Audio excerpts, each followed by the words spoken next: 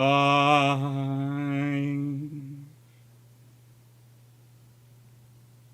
I do believe we've gone live. I do believe it's working. And apparently we have a chat rate of 2. Which is... I have no idea what it means. Anyway, welcome to the Reichsmarine and Kriegsmarine Goes All Diesel. I am your host, Dr. Clarke, and I'm going to apologise now in advance, because I always do like to do these things in advance, by saying that this evening might not be as long as it normally is, because, well, as I said on Sunday this week, my mum had a minor procedure last week, but my sister is away this week, and so I am the sole other human here, and basically she doesn't like to go to bed if there's no one else in the house, in case there's any problems, because she's worried about getting up and down the stairs fast enough with her arthritis. So I'm not going to do the thing I normally do afterwards. It makes sense. I'm not going to be on Discord this evening. I apologise for that. I might turn up randomly in Discord during the next few days while I'm away and just go, hello, and chat with everyone on Discord. I might not. Depends how the Wi-Fi is in the travel lodge. Anyway, hope you're all well. And let's see who's here. How nights to go, everyone?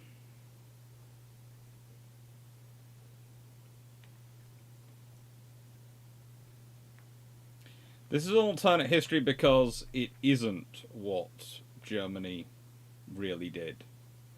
That's the point. It would have been sensible for them to go all diesel, but they didn't. Hello, Byron Newman. Hello, Peter Dawson.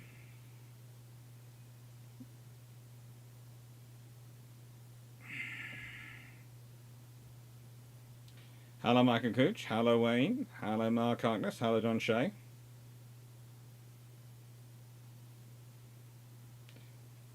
Hello, George Newman. Hello, Karl Von Gazenberg. Hello, Match Dostal. Hello, Seven Kretu. Hello, Jacob. Hello, The Brock. Hello, HMS Verdun. Hello... It's jumped on. Hello, DH89. And hello, Sean Mack. And hello, New IQ 442. And hello, Pobuxy. And hello, George Newman, and Cody85, and the G14, Stephen Richards. Hello, everyone. How are you all doing this evening? It means I've been cooking all the food, which means we haven't got poison as often. However, it does mean I have a slight change in my evening companion. Because usually, as a rule, when I do these things, I have a certain fluffy research assistant in the evenings. But this evening, I kidnapped a smaller one. So, I have a smaller fluffy research assistant. Glad to see you've returned, Cody.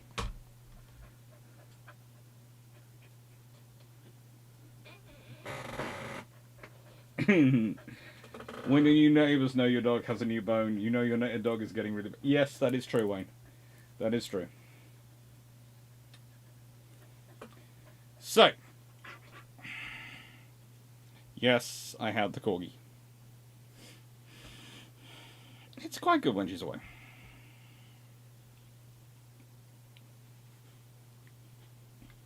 So tonight's question, the Reichsmarine Kreigsmarine goes all diesel propulsion, and well, it's interesting, I've recorded a long patrol for this already, so that's going up on Saturday. I'm in the process of recording a whole load of videos to cover next week, so you're going to get the key ship series. But the whole way through, and I've recorded the navigation video for next Tuesday, the whole way through while recording it, and I have been joined a lot by this young gentleman, because, well, he's been feeling particularly noisy and needing attention with sister being away, because normally he keeps her company, and, well, she's gone off, So he's been feeling really left alone. So, you know, hello. Hello, cutie. Yes, yes, I know. You spend time with Papa and stuff. And it's a case of I've been thinking this through, and it's an interesting alternate history for how it affects everyone else. As I think Knights everyone already said, well, everyone else will respond. Well, they will respond, but how they respond is actually quite interesting. So the alternate history is it doesn't change the outcome of World War II. I'm sorry. There is pretty much nothing short of developing nuclear weapons that for Germany and that work that changes the outcome of World War II. And even then, I'm not sure if it does really work for them, because they might develop nukes, but then in the end, America's going to develop nukes as well. And then they probably... Hello.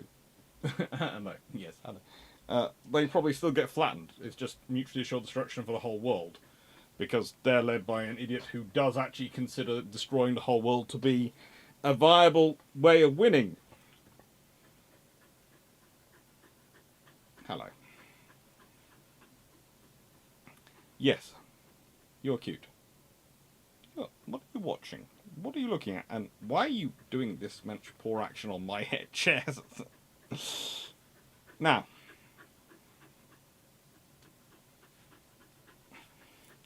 Your lungs have stayed in your chest and you're on break until Sunday night. That's good things, Cody. So, basically, it's rather an interesting history to look at.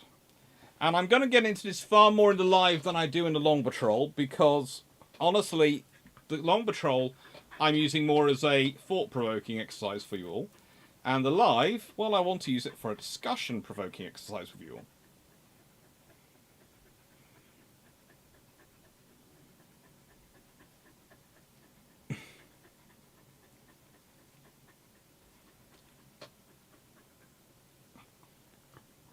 Co-worker mine sailed on German minesweeper. He told of a brawl between French and British sailors while they were in the same harbour.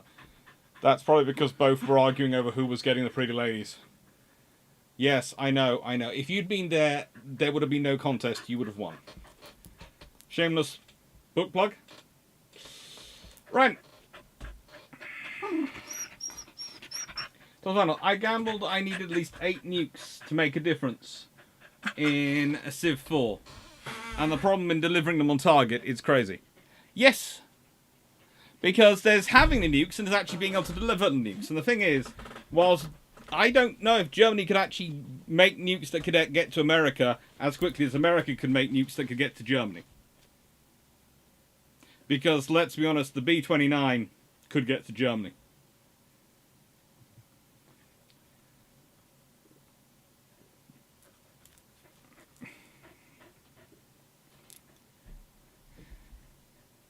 Actually, am I jumping the gun and questioning how much Germany can get that much diesel refining capacity? Well, that's the interesting thing. We will get into this all. But it all does depend on exactly when you start the conversion.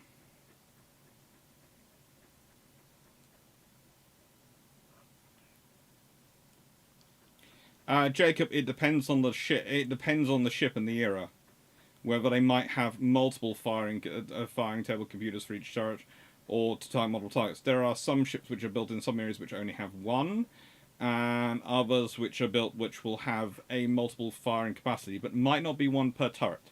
They might have multiple computers in that they might have 2 or 3. But you must remember, you're looking at a minimum of 3 to 4 guns per target. So whilst that could be an individual turret on some ships, on other ships that's going to be a couple of turrets. So you don't need one per turret. And some ships just don't have it because they don't conceive the idea of engaging more than one target at a time with the full power of the full might of the ship. Do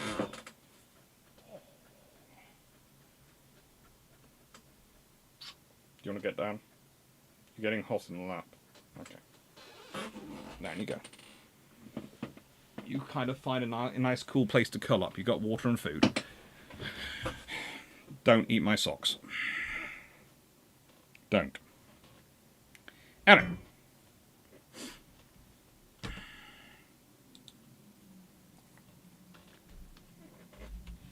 Top final. Journey may have needed heavy bomb program for starters, or make nukes lighter than 1,000 kilograms for launch per SRBMs or cruise missiles. Yeah, it's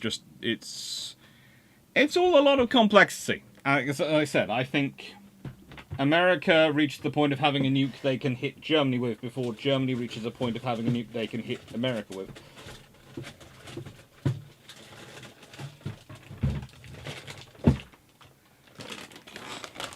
And then, of course, there's the fact that actually hitting and taking out America with nukes is going to be a lot more difficult than hitting and taking out Germany with nukes. Because, let's be honest, America's spread over a lot larger area. And has a lot more space. Hey, can you even get the diesel electric in 1930s tech? Well, I will be talking about all that because it's kind of an interesting result.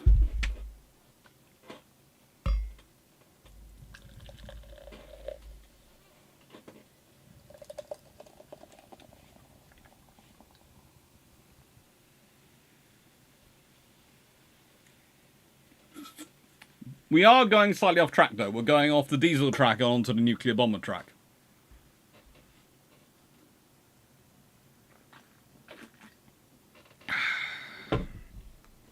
So let's start into the diesel track. So let's think this what's means. Okay, for starters, I'm not getting into, and I will say this on Lombatron, I repeat this out of line. I am talking about the marine scenario of it. I'm talking about the ships. I am not getting into armoured vehicles with diesel engines. I am not getting into the purposes of aircraft with diesel engines. Mainly because the moment you start jumping into making everything diesel, you create a lot of potential possibility, but also you create a lot of complexity and a lot more competition.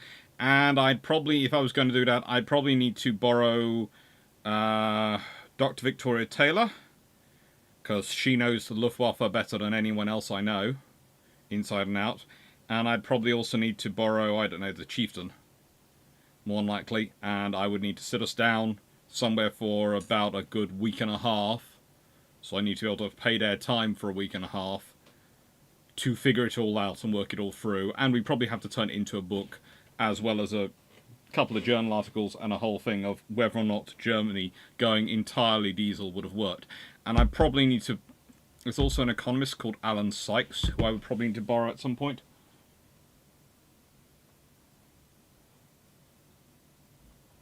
I'm sorry, someone is excavating at my feet, and I was just checking what they were doing. So we are entirely focusing in on naval forces and converting the ships to it.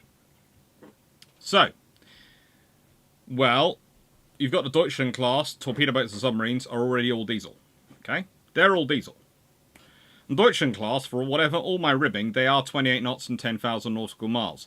So, at 20 knots. So they are fairly decent. They're not bad design. And then we've got the Scharnhorst class, the Bismarck class, the destroyers, the Admiral Hitler class. They're all steam. Okay. And then we've got the Königsberg and Leipzig classes, which are both were diesel. Both of them were diesel steam. Diesel and steam.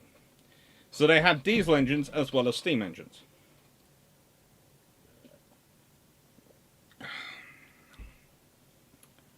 So,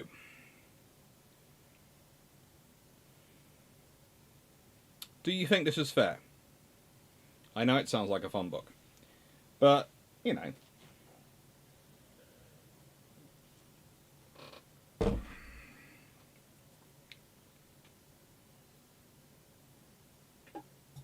The Nazis would have used the nukes on the UK, not America. I did say that. I think I started off by the nuke assertion was saying even if Germany gets nukes, they nuke the UK. The UK's probably get knocked out, but America is the one that wins World War II by nuking America and nuking Germany. Because if Germany nuked the UK, how long do you think the Americans would think it would be until they nuked them? And also, how long before the Americans think the Germans might supply that nuclear technology to Japan, who might use it, try and use it to nuke them? In the nicest way, the moment, even if Germany gets nuclear weapons, they don't win the war. Basically, is the logical scenario once you work it through it out.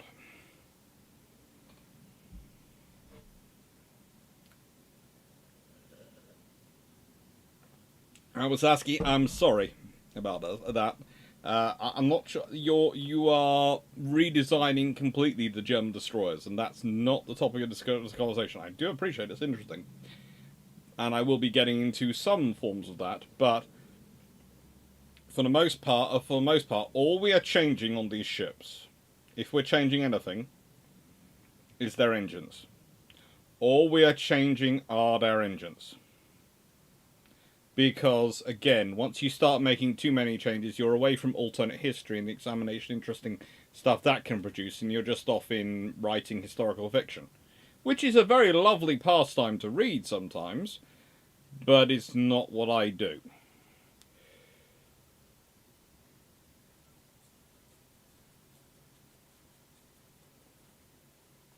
I don't know, if the British got nuked, the British will use earthquake. The British wouldn't use earthquake bombs. They don't have them in 1939, 1940, as they're called, but they do have a large stockpiles of nerve gas. And you always have to remember that will be what the British response will probably be. Again, not good for Germany. Especially as the British will probably drop them during the night. While everyone's asleep. And the British had loitering ones that would hang around, and it's not a nice scenario. Okay, that's just not a good scenario for anyone under that circumstance. So what is a realistic timeline? Well, I just mentioned it. Königsberg and Leipzig class, no worries, Roland, are both diesel steam. So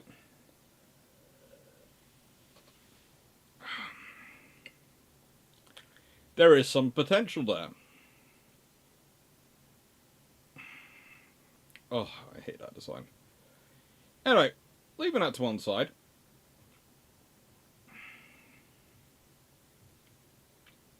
There is some really interesting potential.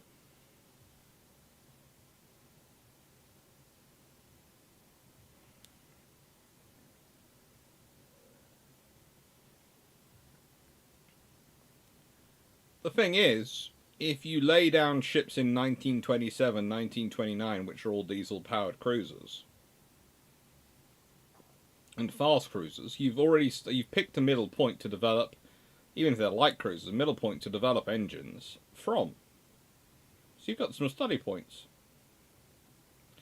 You've got some interesting stuff going on in terms of your development of their operational capabilities.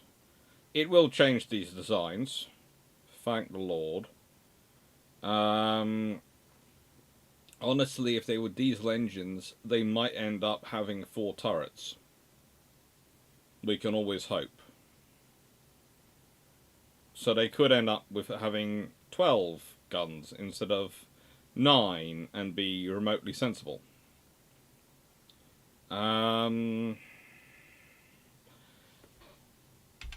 These are all ships which are built 96831. That's why I've left out the Graf Zeppelin. Because, again, just because you change to all diesel doesn't mean you necessarily build any more ships. Because changing to all diesel doesn't change the actual immutable fact of the number of dockyards and number of dry docks and finishing docks and naval yards you have to sort ships out. It doesn't change the number of personnel you have available. It changes your fuel type, it changes your engine dimensions and engine shaping. It doesn't change the world. Well, it does, but not that, and not those dramatic extents. Now, why would it necessarily give it an extra turret? Interesting point, Melanie. But the point is, because these were diesel and steam, they had to have space for both all the steam boilers and the diesel boilers, which is one of the reasons why they end up with all this weird shape. Also, due to the needs of carrying fuel for the steam engines as well as the diesel engines, that also caused some extra strangeness in the hull and weight dimensions. And most importantly, it's mainly a hope of mine, but there is actual viability that you would end up moving the stack further aft. So the stack would move to about the level of just behind the torpedo tube, it's the level of the torpedo tubes. That would create space, and it would also shift the center of mass, and the weight from the engines, so you'd want to move the superstructure back, which would leave you space forward, so space and weight forward, which you could use for an extra 3 guns in a fourth turret. And suddenly you end up with something which is honestly not a bad cruiser. No, it has diesel engines, not boilers. This has regular boilers for its steam engines and diesel engines as well.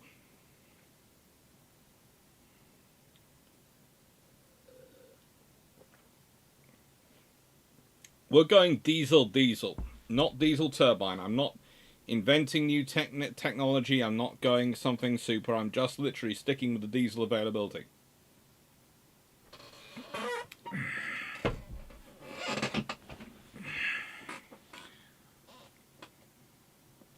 Now, actually, it's because of both. Because they're testing out the new steam engines as well as their diesel engines, and because of their shaping as mine layers, they do end up being this shape. But if you go for a diesel variant, you could end up with a very interesting mine layer, but also something which is approximately equivalent in firepower to a town class, and a far more useful light cruiser.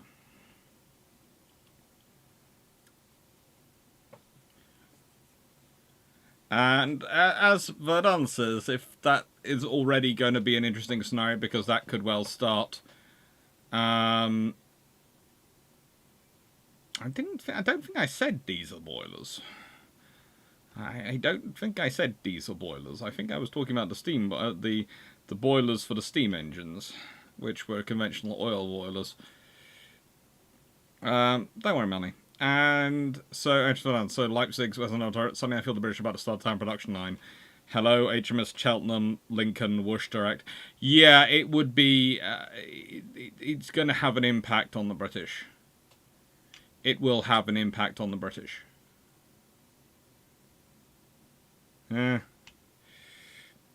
Anyway, from the start, as people have been going, well, you know, it's far-fetched. Well, it's not as far-fetched as it necessarily seems. The Germans actually build this, which is 1,870 tons. That's the same as a tribal-class destroyer, roughly. It's got a top speed of 29.1 knots. Okay, not the 36 knots which the German destroyers often go to, but it's not bad. Karl Von Gazenberg, a ton more weight to play around with Goinsberg might be named somewhere by Seymour. Who knows? But in a moment we're talking about Bremps. Now the Bremps is the interesting example because she's launched in 1932. Think about that. Think about the destroyer classes and when they come out. This is diesel. 29.1 knots. 1932. All diesel.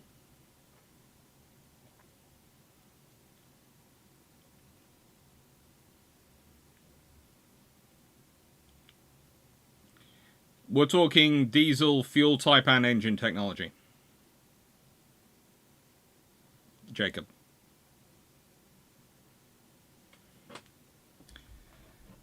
My gooch, if the Germans start building armed cruisers armed as town class equivalents with a enlarged town class with 4 quads, well, it's going to be interesting, because if the Germans just build 4 of them, then what do you think the British are going to respond with? The British aren't going to be really as bothered, because the British plan will be, well, they're going to be facing, if they're that's fine, they're armed with 12 5.9-inch guns, that's fine. Ours are going to be we're going to outnumber them 2-1 with 12 6-inch guns. Why do we start bothering with quads? What is interesting is whether or not the Crown colonies come in as they do, or if they get modified, and how many of the town class get built. There's also the point that this would enter service before the 1930 London Naval Treaty. So if it entered service with 12 6-inch guns before the 1930 London Naval Treaty, that's going to have an effect on the treaty settings. So that's going to have knock-on effects. Because if you think about it, if it's in the treaty settings, it's not going to be the British who are going to be worried about it. It's going to be the French, and it's going to be the French and the Italians to an extent. Because the French are going to build to counter it. So the Italians are going to want to counter that, which means they're both going to be pushing for treaty limits, which allow them to build better cruisers, which is probably going to have a knock-on consequential effect on the British, American, and Japanese cruiser limits. So it's not a case of the British building to respond to these ships, because the British response is, we have about 24 ships, they have what? 3, 4? Yeah, so what? But the British response is going to be guided by the French response, which is going to guide the Italian response. And then that's going to have an effect on the Japanese response, because they're going to be building as big as they can, which is then going to have an effect on the American response, which is then going to force the British to go, right, and we're going to have to build a bigger ship, which means probably you end up with with far more of the Belfast, Edinburgh, quad, the 4 quad 6-inch gun ships actually built, and they would actually enter service. Yeah, Melanie, that's also adding in a whole other thing. It's going to sound strange, but this question is about the diesel Kriegsmarine, if I make a diesel. If I also add in, it's diesel and I'm completing the Graf Zeppelin, then I've suddenly added in another change. And that's the trouble, is once you add it, the rule for doing alternate history is you only add in one change, and you extrapolate from there, to minimize the amount of potential butterflies and before you're going randomly off in places. So I'm not adding in the Graf Zeppelin, I'm not adding anything else in completed. I am literally sticking to, we're using diesel power. So I am minimizing the areas of subjective, ego to analyze it properly and what the impact's going to be.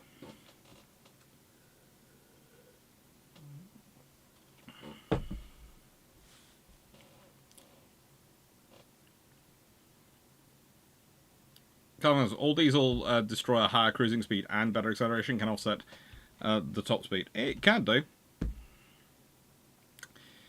But Bremps is a pretty good ship. If you look her up, you'll be surprised about all the details about her, but also the fact that she isn't copied on for the destroyer designs. She is powered by multiple diesel engines from MAN. They supply 2 shafts.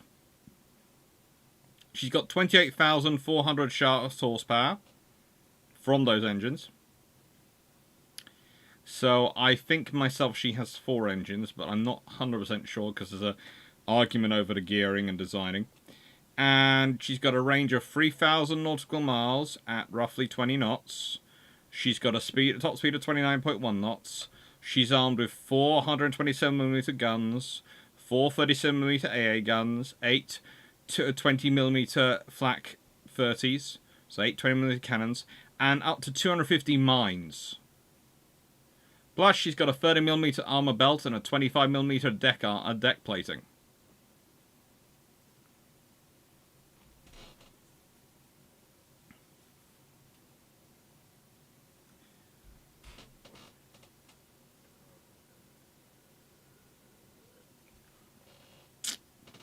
I would say also, before anyone starts doing searches for Bremps, Bremps has been an armoured gunboat, a Brummer-class cruiser, which is what kept coming up for me, because I have notes, of course, because of when I did the German light cruiser videos last year. I had notes on Bremps, so every time I typed in Bremps to my note system to get my notes come up, the notes came up for the wrong ship. Oh, excuse me! Biological, chemical warfare going on.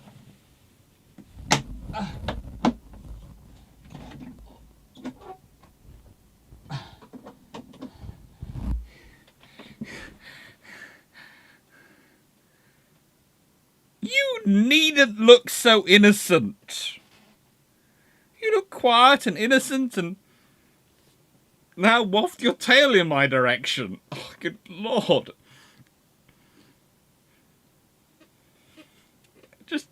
No.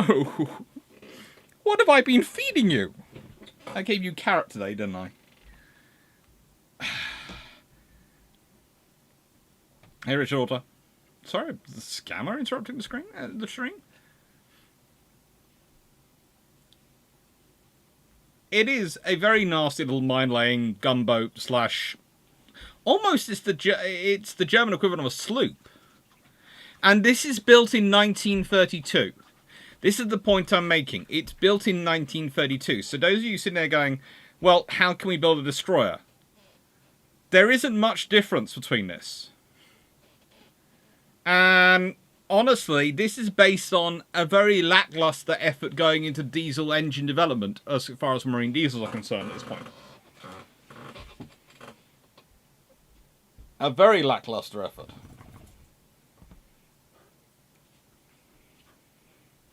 Meant to shout something. You're all glad this isn't the smell-o-vision. I can still smell it. Oh, good lord. It was 1 carrot. Anyway, right then. So, it's not far-fetched. That's the point. That was the really interesting thing once I started. When I first started thinking about this topic and going through it, I was mentally going, well, there's lots of good reasons not to do it, but hang on, is it technologically possible? And then going, oh, for frigating sake.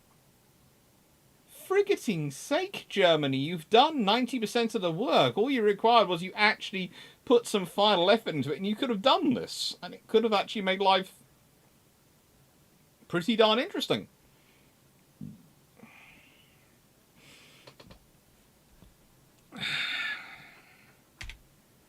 So, here's the Zerstorer 1934.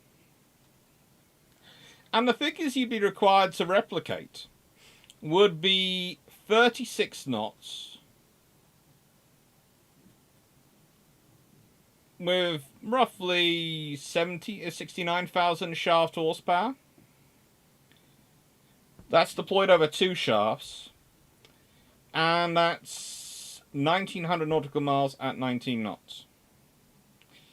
Now, what I would say, and what I'm tempted to suggest, is that to get it to work on this diesel power, you might well have to go with a 3rd shaft. And I'll explain where I get this idea of a 3rd shaft, but you might end up producing a 3-shaft destroyer. No, not McDonald's. I made turkey, potato, and carrot croquettes for my mum's lunch. I minced up the turkey and all sorts of things, and everything, and just made sort of the croquettes using the potato and the carrot and the turkey, and they were quite nice. They ended up, for some reason, sort of, I made them sort of nice and circular like that, and they sort of went in at the end and sort of bulged out in the middle and just became more like turkey, potato, meatballs, but you know. The Destroyer 1934. Now, again, I'm not going into 1934As and all the others, but this is the sort of scenarios you're dealing with, okay?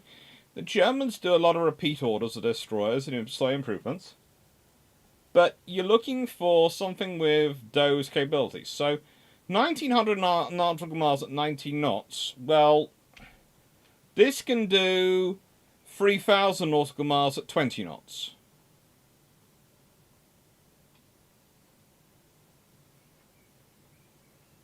That's not that bad. Its difference is it goes 29.1 knots and this goes 36 knots. Okay. Alright.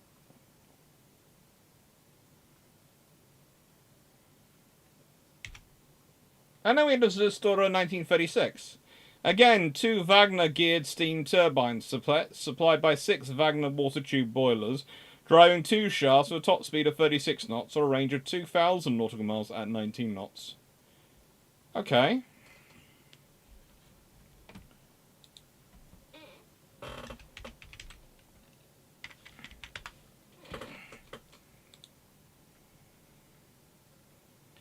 Now, if we consider the Royal Navy are looking at 5,700 nautical miles at 15 knots as the tribal class range. Top speed again is 36 knots, so 36 knots is fairly standard across destroyers.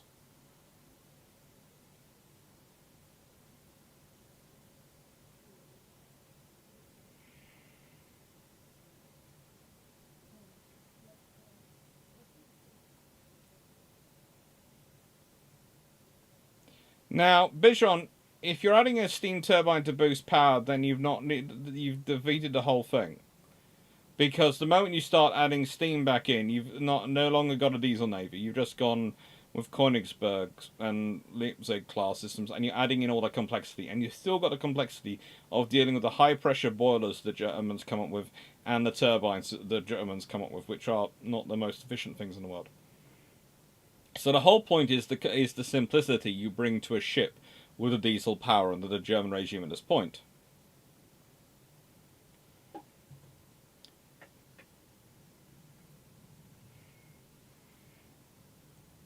Well, how about we ask the Germans themselves what you come up with?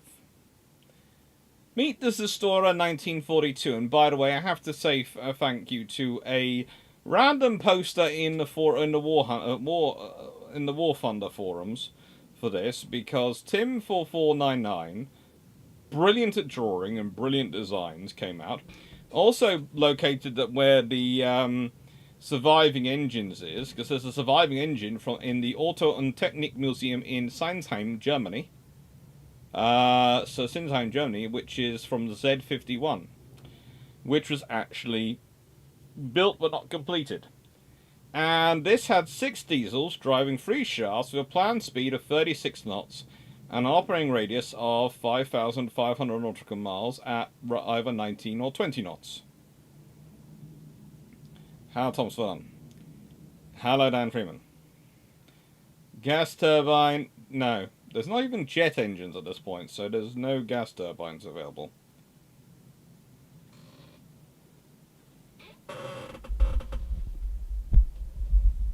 So,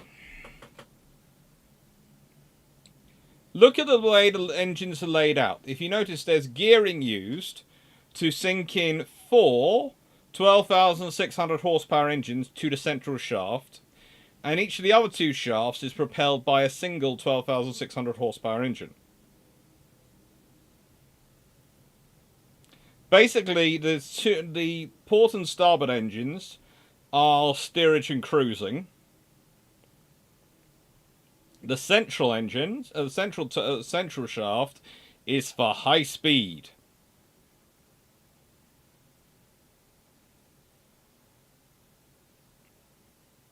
And that's capable of really high speed.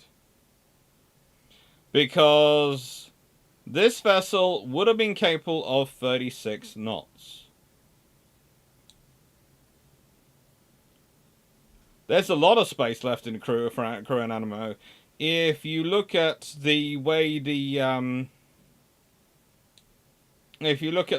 ship's design, you can see it's really quite a well laid out design for a German destroyer. And honestly, it doesn't look like an entire riff off the Tribal class at all, in any way, shape or form. It does have the same traditional 127mm and other things from the Germans, but, you know, it's got more AA and would have been a very interesting and very decent destroyer.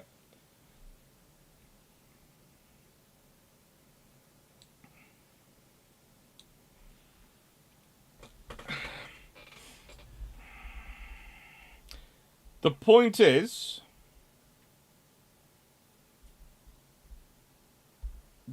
this is a very powerful setup. Now, the problem is, you notice that it's got roughly 12,600 horsepower for its diesel engines. Okay?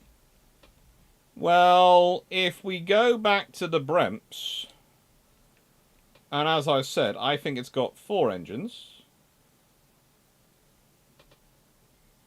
They have got 7,100 shaft horsepower. So, how would it work? Well, this is why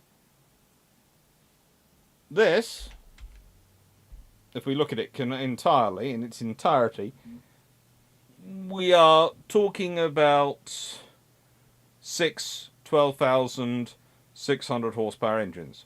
Or roughly, and I do say this is roughly, 75,600 horsepower. So,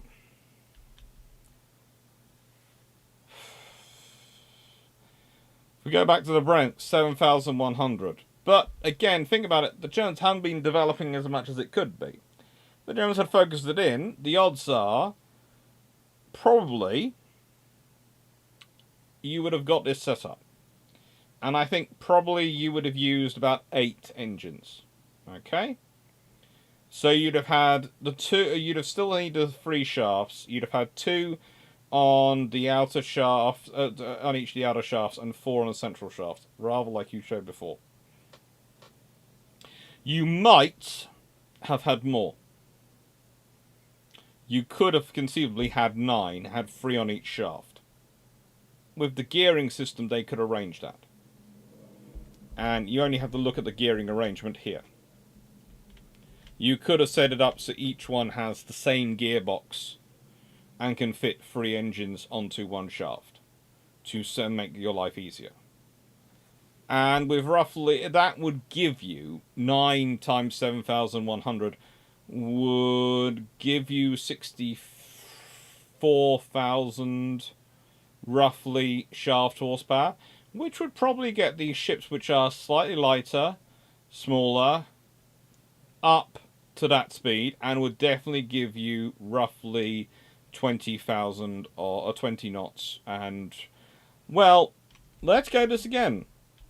5,500 nautical miles of range. So let's say it only gives you 35 knots rather than 36 knots. Is it worth it for a range which is 2.5 times greater? Or, let's be honest, more than 2.5 times greater. This is 2 3/4 times greater than this one, and yes, definitely, than that one. Is it worth, if you lose a knot, or maybe 2, is it worth it for that?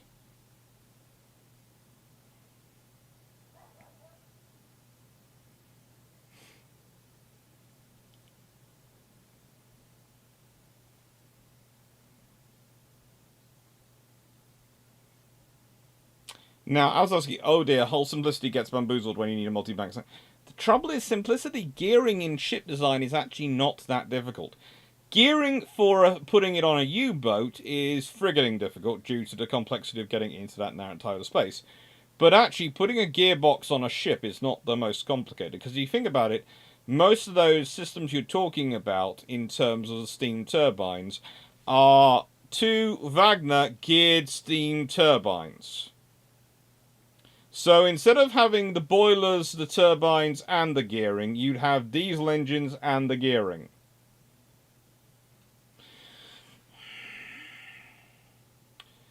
Well, I wasn't saying have a single gearbox, I was saying have a gearbox for each shaft.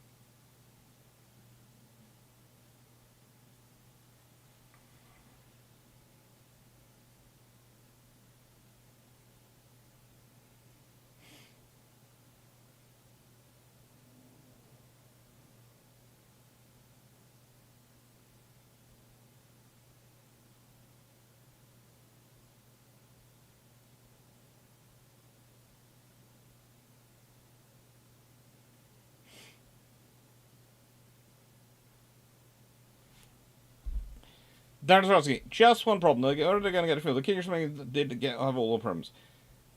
Okay, I will deal with that in time. At the moment, I'm dealing with the engines and design of the ships. Okay, if you jump about, it's going to get even more weird and confusing and difficult than it already is. So, I know where you're coming from, Darius, but wait till we get there. Okay, wait till we get further along.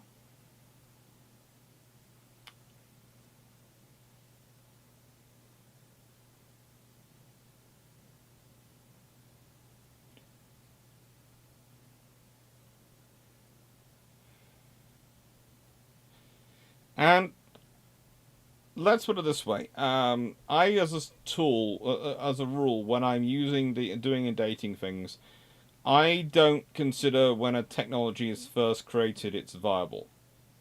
It's when a technology reaches the point of maturity that it's able to be implemented reliably in a hostile environment, i.e. surrounded by salt water on a ship. Until that point, there's no long point talking about it, and that takes a lot of time and investment.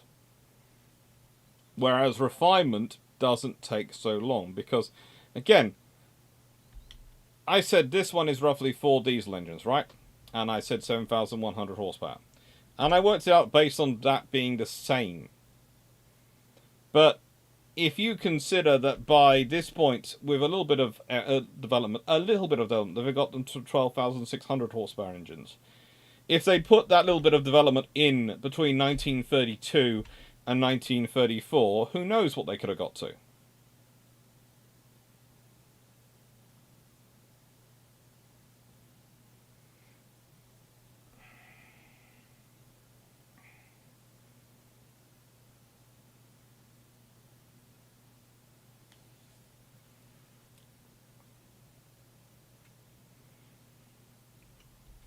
So this is the point we're sort of dealing with. Diesel engines matured in the 60s and 70s. Diesel engines, in terms of marine diesels, matured a lot earlier than that and were very viable from about... Honestly, there were some decent diesel engines being put in the ships in the 1910s. And mature for our needs are fine. Then we have the Scharnhorst class. Now, here's the interesting thing. The Scharnhorst class have a lot of space. They already have 3 shafts. Deutschland class have 2 shafts. Okay?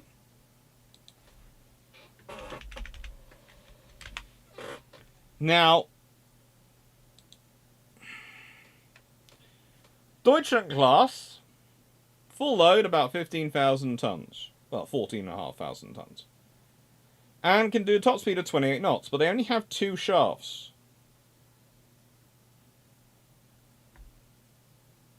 They have 8 diesel engines, providing 53,260 shaft horsepower, or 54,000 horsepower. They have 8 diesel engines. And they're, of course, built 1929 to 1936. Now, that makes life a little bit more interesting. It does. Because, well, they're roughly, each engine is providing roughly 6,750 horsepower. So then you have, they're built between, as I said, between 1929 and 1936. So there's at 6,750 horsepower. Then the Bremps is roughly at 7,100 horsepower. Stop chewing a leg. Now, you could be going for a diesel electric system. I haven't gone for a diesel electric system, but it is a viable option. You could go diesel electric with a diesel powering electric motors, and that would be a viable system. After all, the Americans went for electric. It does eliminate gearing.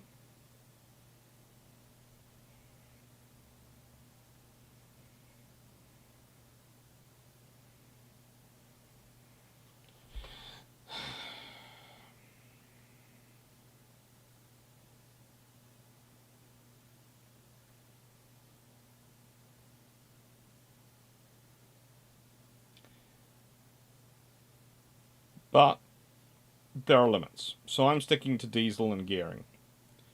Mainly because that's what the Germans were themselves doing. Again, this is a scenario of, if I introduce diesel electric propulsion for their ships, is that what they do when they're putting in diesel? No. So I'm introducing another thing, another change. It's like John South keeps going on about the Elbing's gas turbine, combined gas turbine, steam engine, and all that stuff. It's a lovely idea. No, is just the answer. Because whilst it is used in industrial scenarios at the moment, at that time, It's not being able to use for the scenario we're talking about in terms of running a ship. It's not at the level of development for running a ship. And you'd have to do a lot of effort and you have to change a lot of history to do so.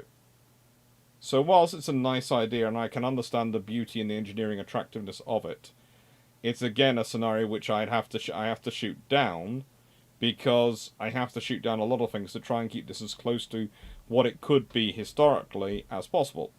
So this is based on one change. They're using their diesel engine. So what decisions do they make with their diesel engines when they do implement it? They don't go for diesel and geared. So that's what I'm looking at. And this already has a 3-shaft design. That's good. Top speed 31 knots. That's far easier to get to than trying to get to 36 knots. And look at that range. 7,000 or 6,000 nautical miles at 19 knots. Well, if even the Deutschland class can do 10,000 nautical miles at 20 knots, when even the Deutschlands have a better cruising range than you are, imagine how much more viability you'd get out of the Scharnhorst if they are diesel powered, able to still do their 31 knots, but you could be talking as much as 15,000 nautical miles. If we go on the same system and using the rough same estimate from the destroyers, where we found that they could get us roughly 2.5, 2 3/4 times the range, estimating a range that these could be turned into 15,000 nautical mile ships becomes a very scary possibility, and that is going to start changing things. Because the Scharnhorst class entering service in 1939, at the beginning of 1939, 1938, with the ability to go 15,000 miles, and suddenly you are going to be having issues in many navies. There are going to be quite a few navies who are going to be looking at them and going, hang on, they have 9 11-inch guns? And Eisenhower's commissioned in May 1938. Scharnhorst is commissioned in January 1939. At least double the range. Why was the adoption of marine engines, diesel engines, so slow? There are 2 main reasons. One, it's easier to get the high power required for high speed from steam turbines because everyone's doing it. And 2, everyone's not doing it. And you have to remember the big thing about the fascist states especially, they are incredibly competitive and they want to beat everyone else at their own game. They want to be better than them in their own field.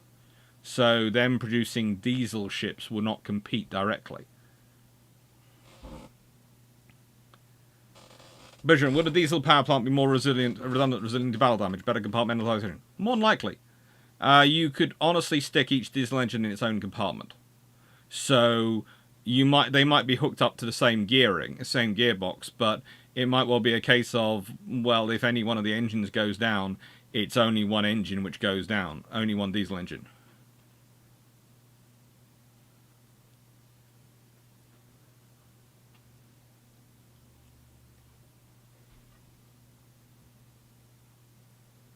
You could adapt the hull form a little bit, but you wouldn't need to adapt it that much to keep up the speed. You wouldn't, Colin, actually, because the hull form suited to the role. It would be the internal layout which would change.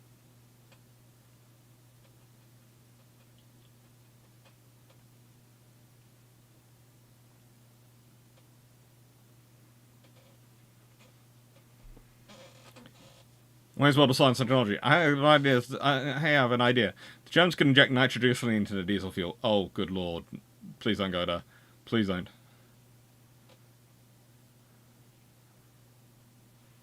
Everyone would have issues in chase, and that's before we get on to the next class. The Admiral Hipper class, the most inefficiently designed heavy cruiser of the bunch. Boiler supplied, 3 Bormann Voss steam turbines with 132,000 shaft horsepower to drive 3 shafts for a top speed of 32 knots, or a range of 6,000 nautical miles at 20 knots. Let's be honest, that's hardly going to make anyone shake in their boots. And again, up we come. My little gas machine. Hello. You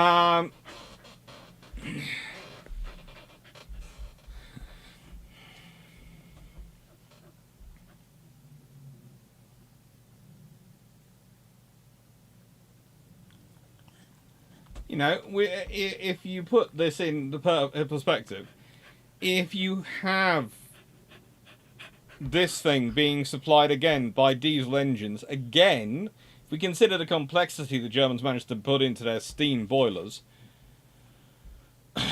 it might have been a lot easier to operate, but also it would have had a lot longer range. And suddenly, instead of having the Deutschland class be your only effective long-range assets, your Hippers would be effective long-range assets. Your Scharnhorst would be effective long-range assets.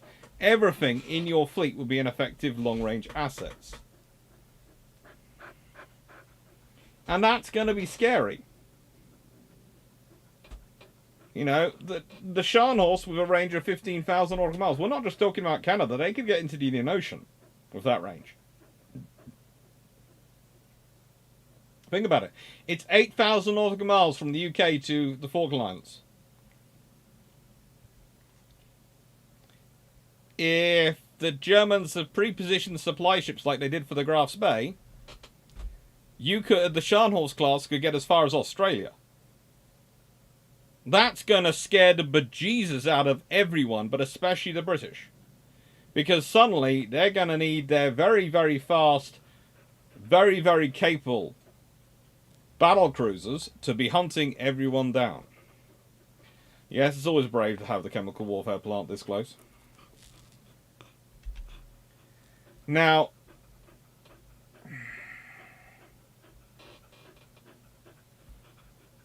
we'll get into that, Richard Orter, but I do think there is a possibility of going down that range, that sort of aim. So you have the Admiral Hippers. And then you have the Bismarck class.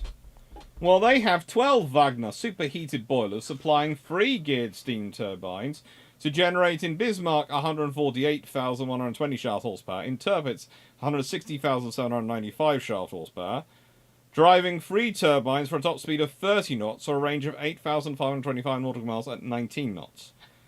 Now, this is slightly more different because both these, I would say though, of these larger vessels, we are talking about a huge amount of power would need to be made.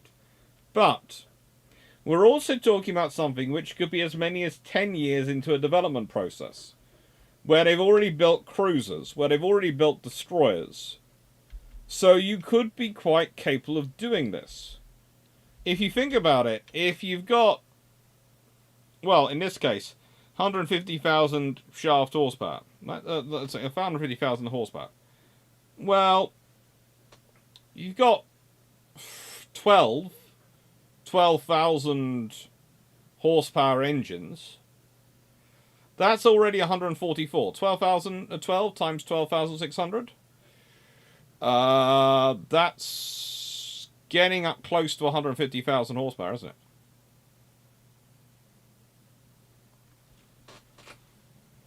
In fact, that's over 150,000 horsepower.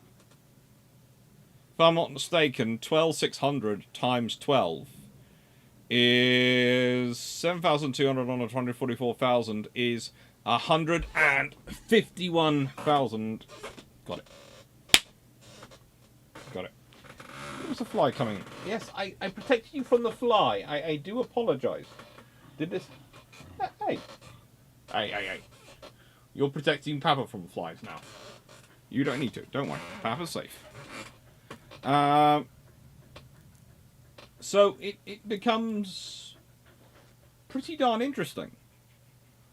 Those 12 engines, coupled to 3 shafts and 3 gearing systems, that's enough to make life very, very viable.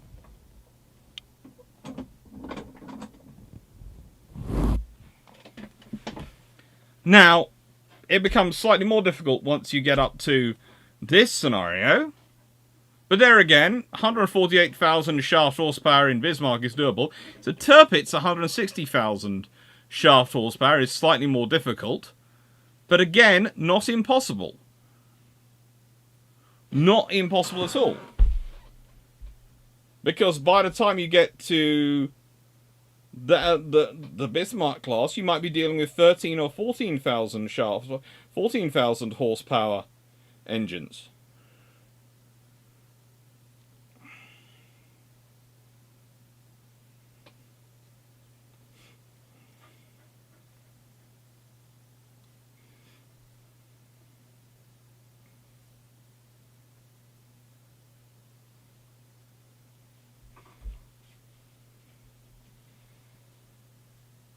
Why the difference in power between the Bismarcks?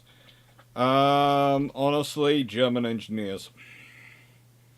It's like the reason I'm refusing to look at the army or any of the other parts of their force, because honestly, they do just so much small batch production. It's absurd, and I just get there is just endless problems with it all.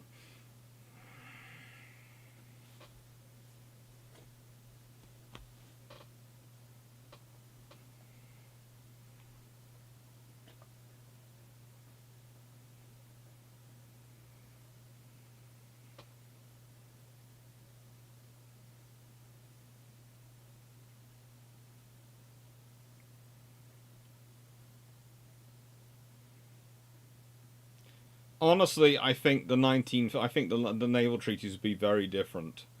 And if Scharnhorst came in with that capability, I can see a very different scenario, or possibly even a supercruiser scenario developing.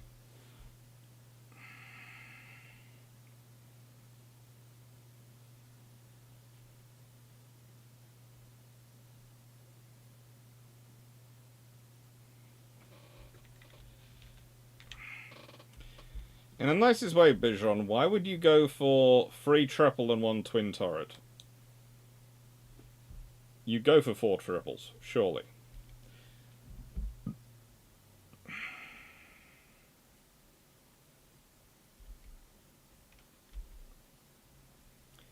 So the point I'm making is, this is all possible. This is not A, out of there, and B, if we consider what they'd started in 1932, what they'd had around, what was going on, and what they were planning by 1942 of a system they had put minimal effort into. And the reason they were shifting to diesel powered was because they produced a lot more diesel and they're capable of getting a lot more diesel internally. They were capable of looking at sort of some sort of biodiesel, etc., although that tended to lose out in the argument of food versus fuel. But diesel is far easier for the Germans to get supplies of than anything else.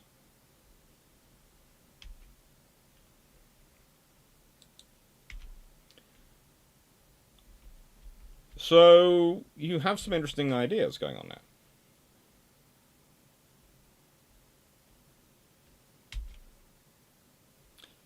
So here are the timeline options. And I'll read them through and talk about them, and then you can guess which one I went with. You've got the Koenigsberg class, which is 1927.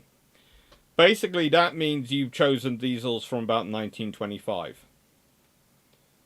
So think about that. Germany would choose diesels from 1925. And again, think that when you're going through looking at these timelines.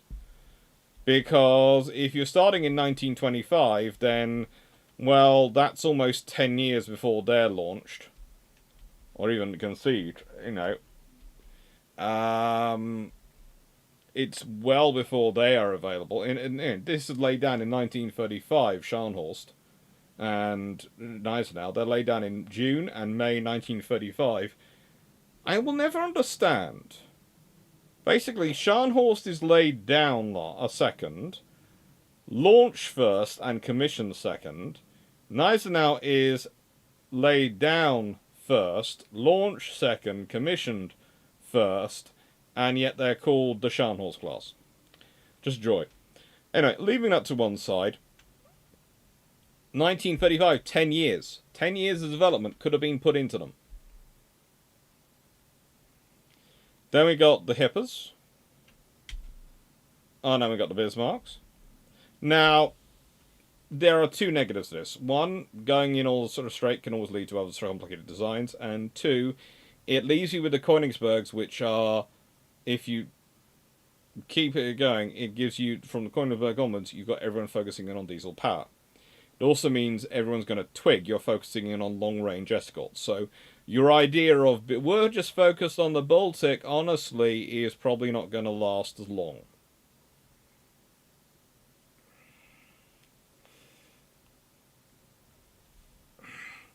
Now, Leipzig class. Well, benefit. Königsberg as a 50-50 provides a natural starting point, but also means Königsberg is sitting there as a 50-50.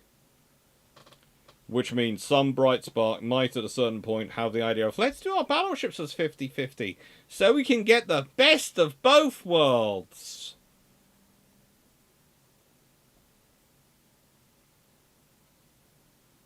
Just remember that.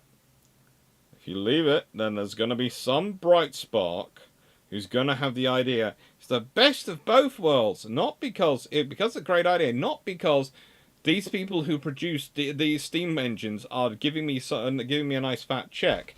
No, it's because it's the best of both worlds.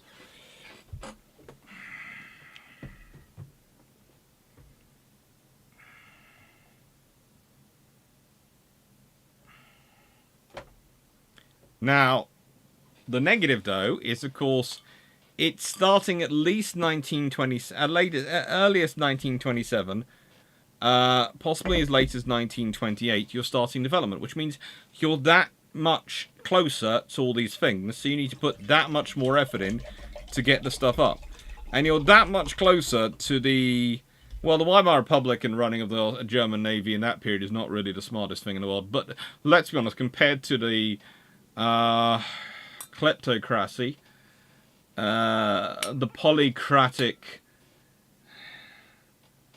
chronocracy that is the German government under the Nazis, that might not necessarily be a bad thing. Getting more time done beforehand. So, it's always a question.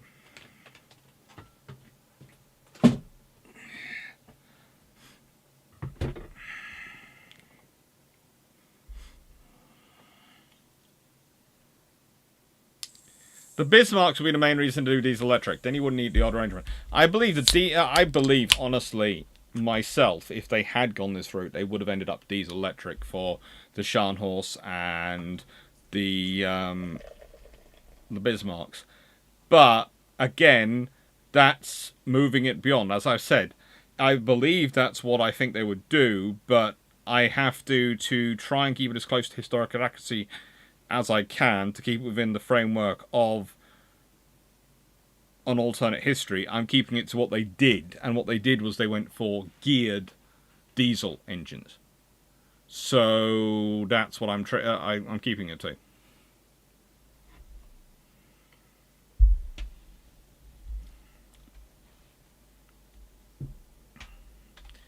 And I think many people in this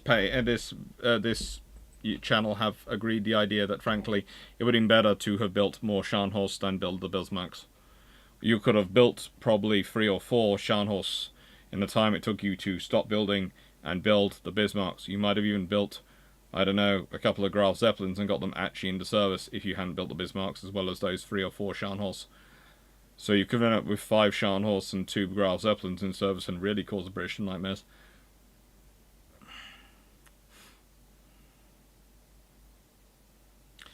But that's offline. So, which do you think I went to? Leipzig or Königsberg?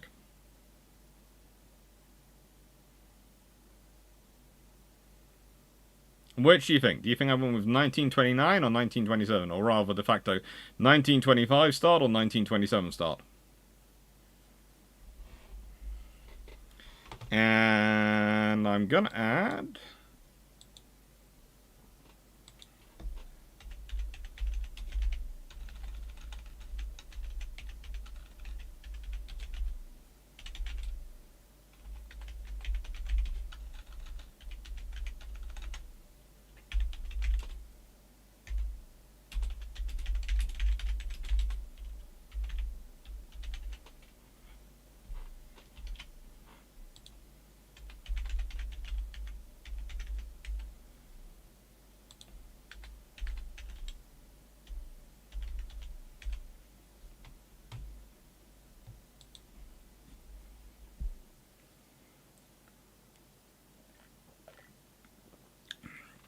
We have votes.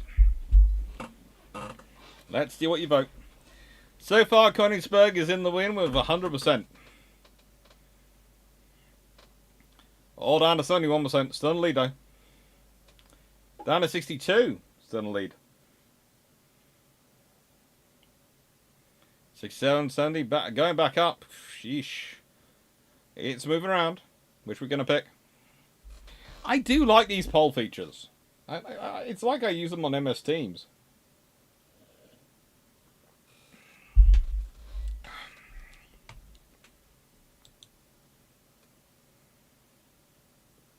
%75%, 71%. I'm going to end the poll in 10, 9, 8, 7, 6, 5, 4, 3, 2, 1. I've got to find a methodology of displaying the poll on screen, haven't I? 19 votes and 68% for Königsberg, 31% for Leipzig. You all know me far too well. I am a purist. I went for the Königsberg class. Mainly because I just hoped it would get rid of that awful arrangement. Oh, good lord. I'm sorry. I understand their roles as mine layers, and I understand the logic which leads them to the shape they are, but seriously, why would you stick all your guns aft over your mines?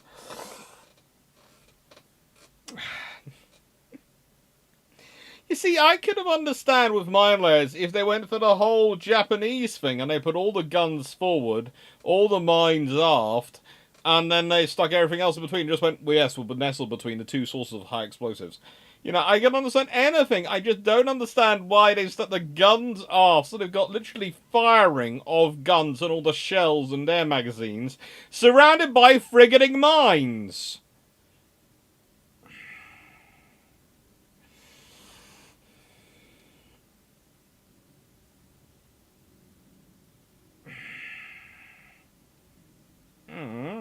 I'm sorry the poll ended too soon. For some people, for you to vote. Sorry, Verdun and Thomas Arnold.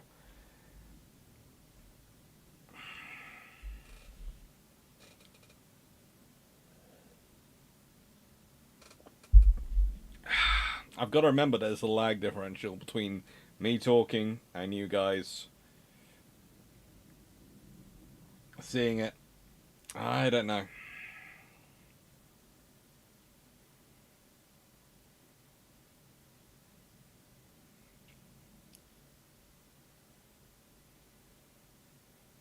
But yeah, I went the Königsberg route, which gives us an earlier start. So let's start off with the German fleet changes. Well, for starters, everything changes. Okay, the moment you're changing the engines of them, you're changing pretty much everything in terms of the heart and soul of these ships. So you're going to start changing them. Every single ship there is going to be affected in some way or the other. Every single ship is going to have some sort of impact. Now, this is not necessarily bad, but it's also not necessarily great. What happens? Well, the German fleet is going to find itself in possession of a lot more ships that can be used as surface raiders. Not just the capital ships. Not just the cruisers. Think about the range of a 5,500 nautical mile destroyer. Think what kind of impact that can have, but also how I'd think about the impact of their force generation.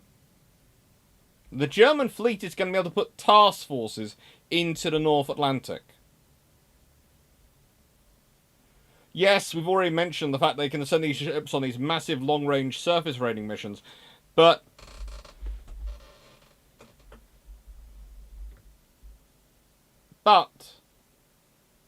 you've also got the reality that, well, if you've got destroyers that can do 5,500 nautical miles, and they use the same fuel as your capital ships, and your weird adapted merchant vessels which use as surface raiders, and you've got them all going around on diesel fuel, all fueled up, you can send out task forces. You could send out a Scharnhorst with a Deutschland or a Hipper and some destroyers. You could send out a pair of Scharnhorsts and a pair of cruisers and some destroyers. You could be talking about a flotilla of destroyers could be going with them. You know, one of the reasons why the German Navy stops building destroyers in World War II and really isn't ramping them out as they possibly should do for various missions, if you consider their needs for Norway and convoy escort, it's because they're just the utility is only defensive, and justifying building defensive assets in the Third Reich is frigging impossible.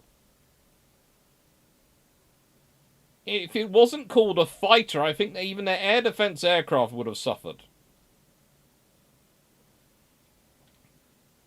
We'll get into the British and the other nations and other navies in a bit. But, you know, this is going to be a far different force than we have seen. In the nicest way, when we're talking about full-on task force battles, usually we're talking about the Mediterranean, or occasionally we're talking about the Pacific.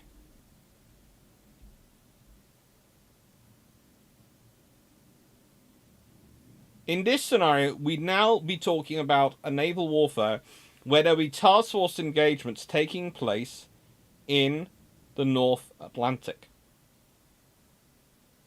In fact, they could be taking place further away than North Atlantic. You would have to completely change the structure of your organization in terms of defensive convoys. Think about this. I can build my convoys and I can surround them with corvettes, Flower class, to defend against submarines. But as it is, World War II, the convoy war is a pretty one-dimensional war. It's mostly the anti-submarines versus submarine war. That's a one-dimensional threat. Yes, the Condors occasionally come in. Yes, they're annoying. But as a whole, the Condors are not much of a threat to a fully organised convoy. There just isn't enough of them. They're usually attacking solo. That isn't going to call... What's more a problem is when they call in the submarines. So, well, does anyone want to send a Flower-class corvette up against this kind of force? No. So your entire approach to convoy organisation, routing and structure is going to have to change. Because the entire attacking German force is going to change. It's also going to change the risk factor, because if you think about it, one of the reasons why German capital ships are so at risk when they go out on their missions is because they're unsupported. Bismarck, when it goes out, is unsupported. Scharnhorst, when it dies off North Cape, it might as well not be supported. Its destroyers are nowhere with it. Why? Because there aren't enough left, and also they can't really keep up with it for the range it needs. The Admiral Graf Spee, it's caught off by 3 cruisers, surrounded and destroyed. Yes, it escapes into Montevideo Harbour. Yes, it sacrifices itself. But it's as good as dead the moment it's found. Why? Because it's unsupported.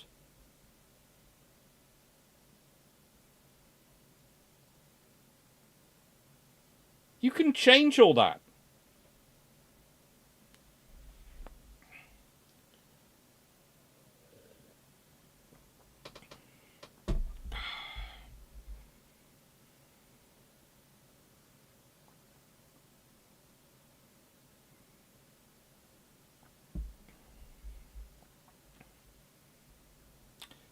Using task force would also allow easier return of raiders to German bases. They would get the escorts in areas patrolled by planes, smaller ships and subs.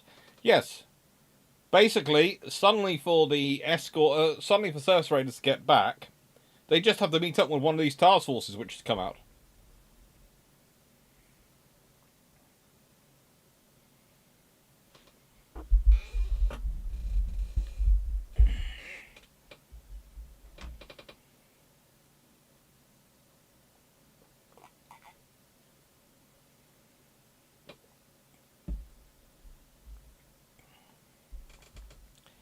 Now,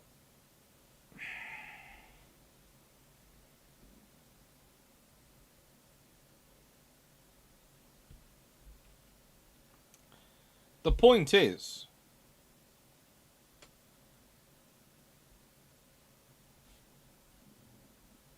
it would change a lot of history. Because it would change the way the fleet was operating. Think about it from another perspective. If the Deutschen class are built, will they be built the same way? Or let me put it this way. So, I've built a light cruiser which can do 31 knots plus in terms of diesel-powered ship, right? And can sail roughly, let's say, 10,000 nautical miles. Why, in the name of all things holy, do I then build a heavy cruiser with 6 11-inch guns, which can only do 28 knots? And can do only 10,000 nautical miles.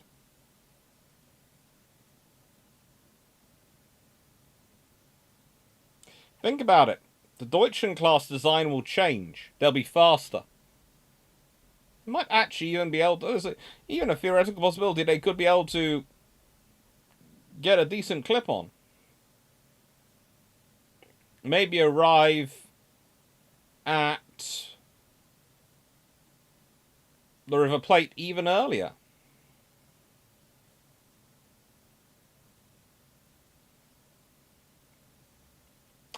Now, we also have Operation Berlin. Now, why have I put up the Battle of Denmark Straits here? Because this thing wouldn't happen. It's one of those really interesting scenarios, because we're talking about the Battle of Denmark Straits, and you have a battleship and a cruiser fighting a battle cruiser and a battleship. Well, that's how the British arranged it, because the British did arrange it. Let's be honest, the British are the ones who are choosing from their forces what they send in. The Germans are sending what they have available. But let's change this. Let's think about this. This is now, it could be now a battleship, a cruiser, maybe a light cruiser, and maybe half a dozen destroyers. Suddenly, why are the counties holding off? Why are the 2 British 8-inch cruisers holding off? No, they'll need them in there. They wouldn't have left the destroyers behind.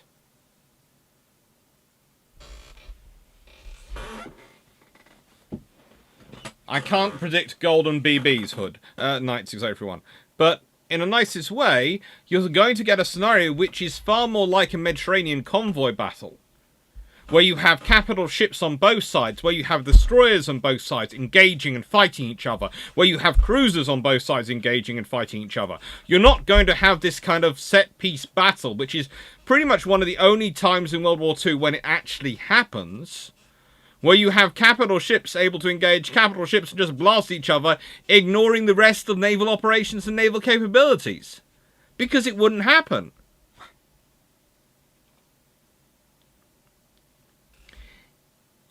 This is the really big change. The big change is many, many things. But the really big change for the Germans is going to be this task force operational capability. That's going to be how they're structured. That's going to be how they're formed.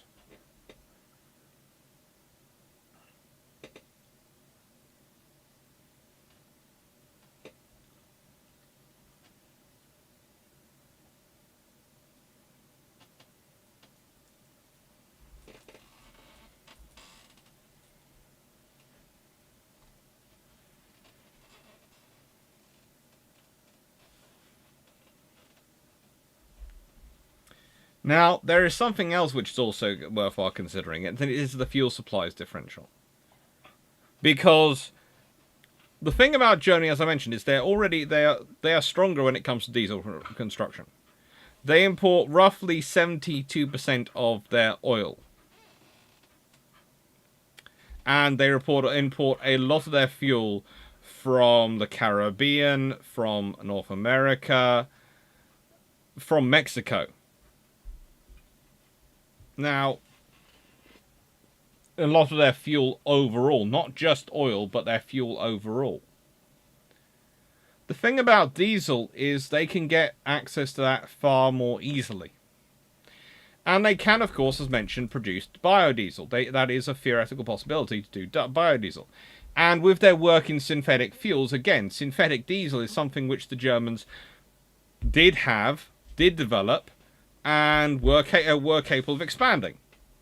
And the thing is, diesel is going to be less of a competition to the army, because the army, whilst they have some vehicles which do run on diesel, are not as diesel orientated as you might think, especially compared to modern armies.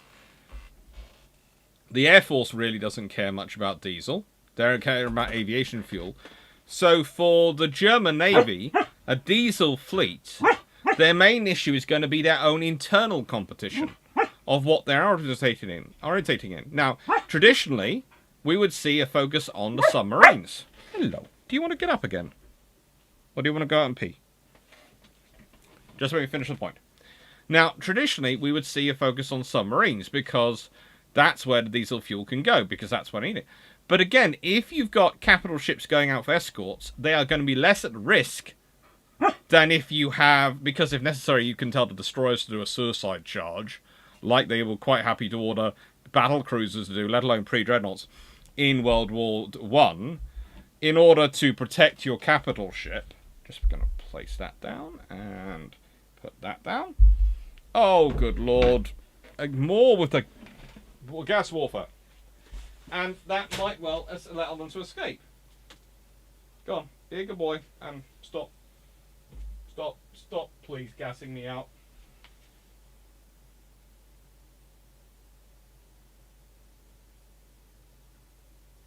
You finished?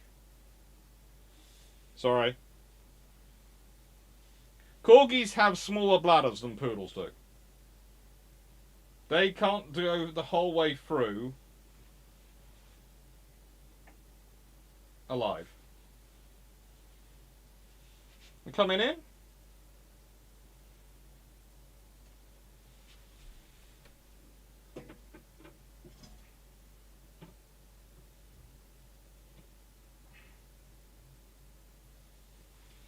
Right, now prop the door open for him. So, this is the scenario you're dealing with. There is far more flexibility in the German system for a diesel fleet than a fuel fleet, oil fleet.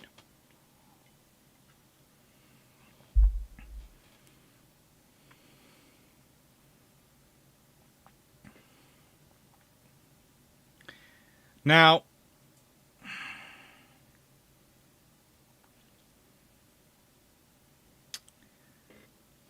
what else happens? There's a lot more to think about. Let's start talking about the effect on the Royal Navy and others. Well, the first thing I can see happening is the Royal Navy are going to be pushing more their capital ships. Because if the Germans are coming out in task forces, you're going to need to put together task forces yourself. So this idea of just having 4 or 5, two or 4 capital ships up there, 3 or 4 and a single carrier, and splitting them into 2 task forces doesn't make sense. You're going to want a carrier per task force. You're going to want at least 2 task forces up there, which means you're going to need 3 or 4 in strength in the Atlantic Fleet.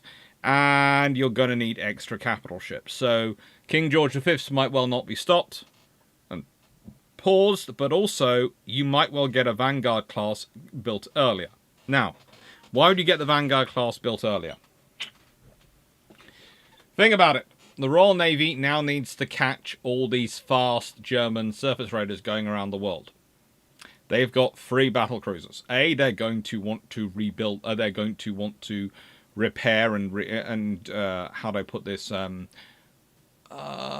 Refit, redesign, completely rebuild them as much as they can, as quickly as they can.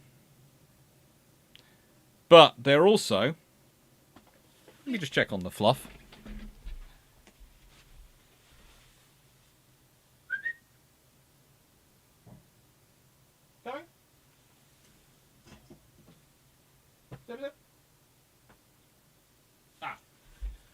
Excuse me a second. The Fluff has decided he would like to go back in the house. He's walked all the way up there and is now looking at me from by the house. I'll be back in a second. Oh. You decided to come back down. Do you want to stay with me or do you want to go up there? Make your mind up. You're coming in again. Okay. Alright. Apologies. I thought my fluffy companion decided he wanted to go in. But now he wants to stay. So, you know, the British, I think, end up building a Vanguard class earlier. Because they need to. They need the faster ships, they need the capabilities, and they need them in service. The Queens aren't going to be completely useless. The Queenlesses aren't. And again, you have to think about the whole plurality of threats. Yes, you've got the German Navy now building this, but how many of them are they going to build? They're going to build the Scharnhorst. Probably. And they're going to see them coming. And they've got the Deutschlands, and they might sort of building Hippers. So, the thing is, the Royal Navy still has to worry about the Japanese and the Italians. And remember, this is the problem we often have to go through. Germany is not the big threat, okay? Germany just isn't the big threat in 1933, 1934, 1935.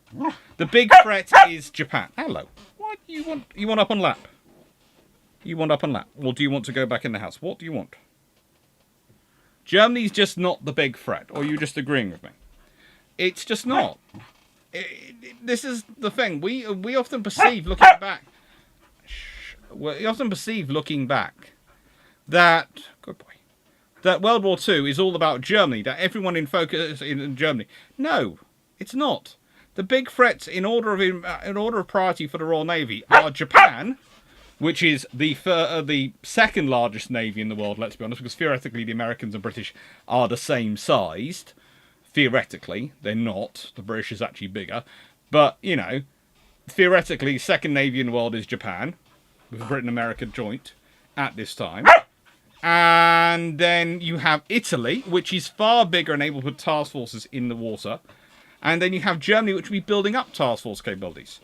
So, I'd say the Queen Elizabeths are still going to get rebuilt, because they're useful against the Italians. They are. And you can only build so many ships. And you're only going to get a budget for so much ships. But I'd say the battle cruisers are more likely to be rebuilt than they were originally, so you're more likely to get at least Repulse done as well as Renown, if not Hood as well. Doggy does want attention. What do you want? Do you want to go back up to the house? Sorry. Oh, you want to go up to the house? Okay, I will go take him up to the house. He's realised he's got to get me to let him in. Okay, I will go back. I will be back in about a second. Come on, you. Here we go.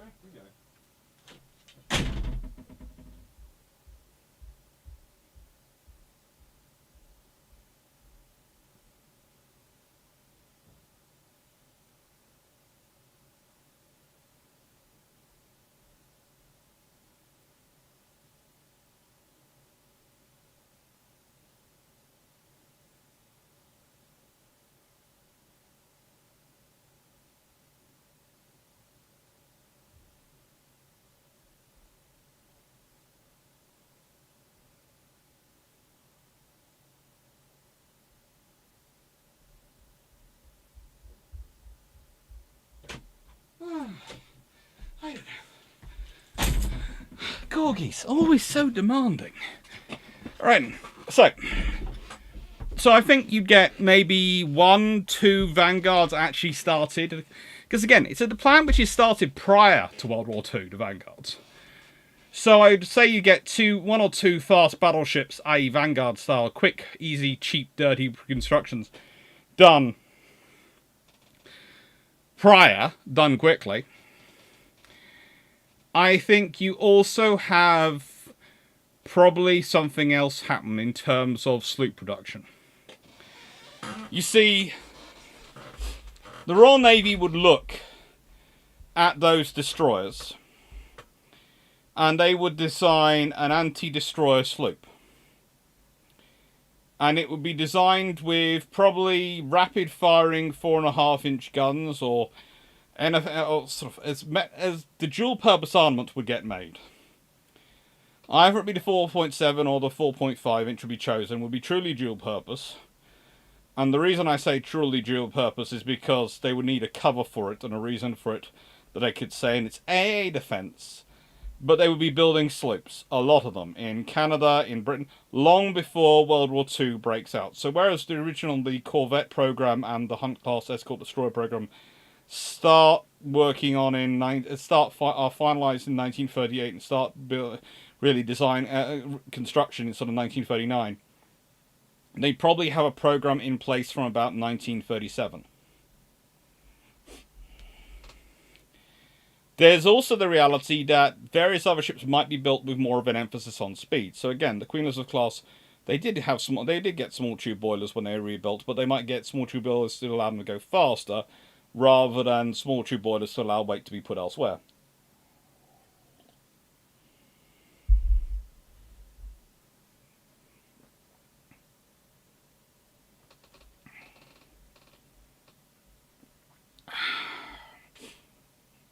And I think you'd also see more aircraft carriers. This is something I think would be more likely, because the British would need more aircraft carriers. Because if you're hunting a task force, remember, the problem for the Royal Navy when dealing with a task force is it can spread out more. It can spread out destroyers. It can spread out cruisers. It can attack multiple targets at the same time and draw back together. A task force presents a far bigger problem that the Royal Navy needs to hunt down a lot more quickly. And if you consider a core part of the Royal Navy's naval aviation doctrine was, and will always be, hunting down enemy task groups, hunting down enemy ships and slowing them down, a la what happens to Bismarck, I have a feeling you get more carriers built. And I have a feeling you don't get the pause of carrier capital ship construction at the start of World War II, because you can't afford to.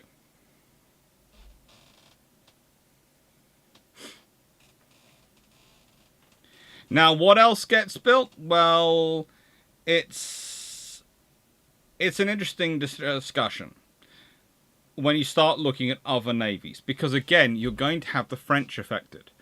The scenario then becomes: do the French build the Strasbourg? Do they concentrate on just churning out Dunkirks? Or do they build the Strasbourgs as well? Or do they stay happy with the Dunkirks and maybe build an upgunned version of the Dunkirk? What do the French do?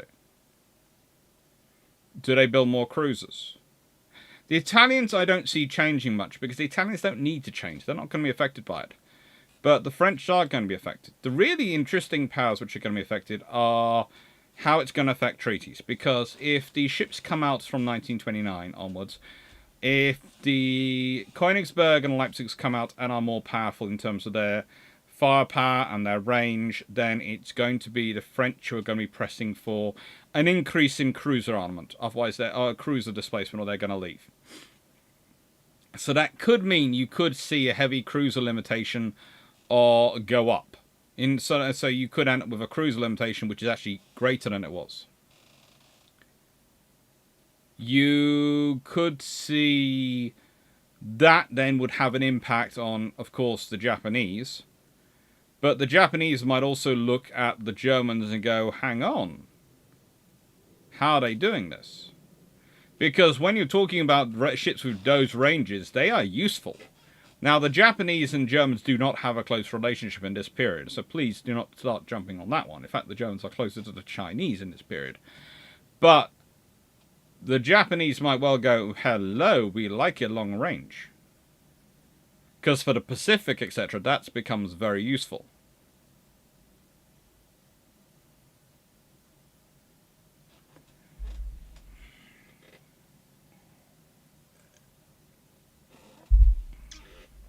Now, the biggest area this is going to affect for everyone, I think, is going to be the large destroyers.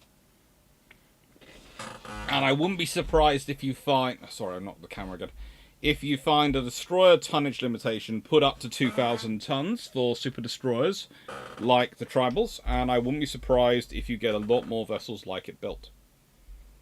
So the Royal Navy might start off by building a couple of classes in 1936. Like they do. A couple of flotillas. And then I think you'd find for the next run up to World War II, you would have a flotilla of larger destroyers produced every year, and a couple of flotillas of small destroyers.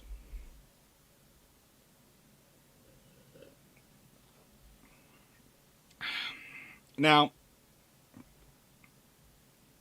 again, there are some very interesting ideas which can go out there. You could have Abdeel-class hunter-killers, as Tom Cameron's just put up, but again, you're thinking in terms of surface raiders of individual surface raiders, which the Germans might use them for.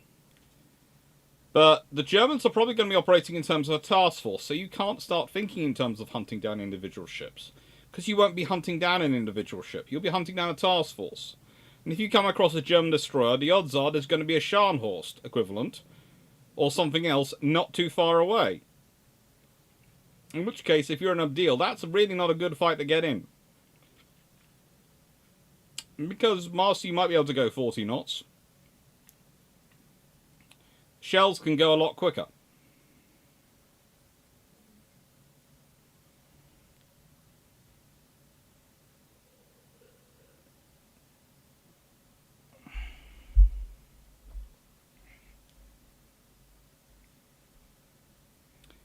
And now you've got to have the American response.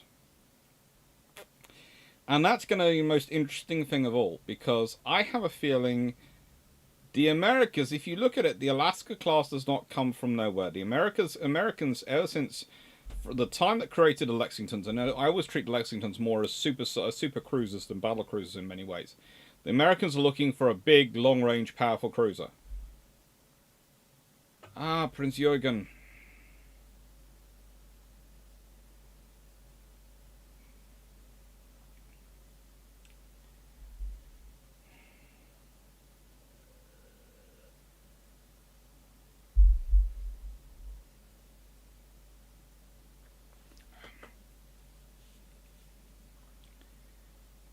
You know,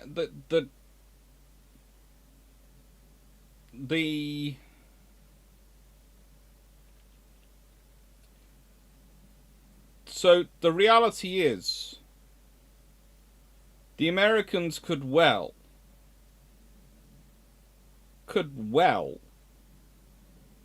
end up going for something like the Alaska class earlier and building it. And I do think probably for both Britain and America, more carriers get produced. I'm almost tempted to say they put up the carrier allowances in the 1930s, because the British would be going, no, we need to have more carriers because we need to be able to hunt. And that could have a knock-on impact on the Japanese as well, because if the carrier allowances go up for the British, then even if they're in this existing ratio, then the number of carriers the Japanese can build will go up. And if the Japanese are building a lot of ships and are happy building them, they might want to keep within the treaty system for longer. It could have all sorts of interesting knock-on effects. It really could. But what's the summary? Well, the trouble is for the Germans is changing the diesel power, again, is going to change the locus of attack. As many people have already alluded to, the British would focus in on diesel production. The British would be blasting it as much as they could with their bombers. Leaving that to one side, you also have the problem that ultimately the German Navy is going to be outnumbered still. Because unless they suddenly went up the priority of construction and pay the amount of money available for construction, they are always going to be in trouble. They are always going to be financially the weaker force.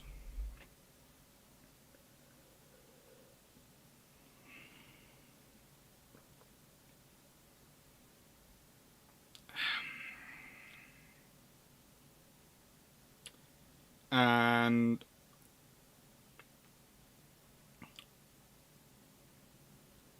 unless that changed, they're just not going to ever find themselves in a scenario where they're not. So you could end up with a, depending on how, it all depends basically on how World War II begins. Because people have already brought up Narvik. Well, one of the reasons why Narvik happens is because the German destroyers get stuck in Narvik because their tanker gets destroyed, so they can't get enough fuel to get home. So they're waiting for more fuel. If they hadn't been having to wait around for more fuel, they'd have dropped the troops off and left. And if they've got diesel engines, that's what they could have done. They wouldn't have needed their tanker. They could have dropped their fuel off and left. In which case, those destroyers could have been with Scharnhorst and Gneisenau when they're getting chased by HMS Renown.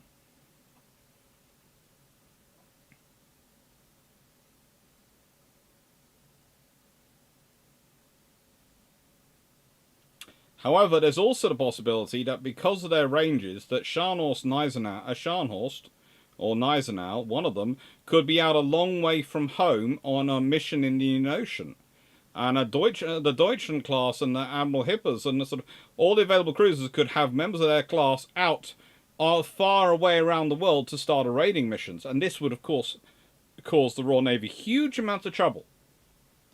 But every single one of these, perhaps excluding the one called the Deutschland, which will probably still be ordered home early, would probably end up meeting the same fate, burning itself to death in a foreign port, or sinking at sea, because the British would hunt them down in groups.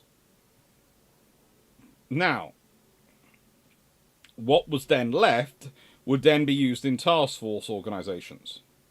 But it's what's left. And it's the problem, because if you have this range from the beginning, then you're more likely to have them out away, which means they might not be available for Norway. But they'll be doing other things and could well be distracting British forces around the world. In which case the British might not have as many heavy units around Norway. Let's be honest. The thing is, the idea of having a carrier doing anti-submarine warfare hunting operations when you've got a Scharnhorst sitting out somewhere in the Indian Ocean is actually absurd. So again, British carriers might actually survive longer because they'll be out hunting in different places for the German capital ships.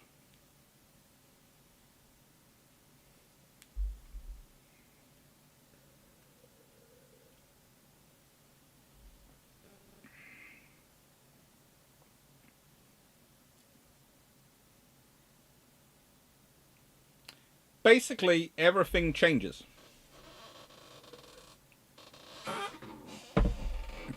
It's not a bad thing, but everything changes.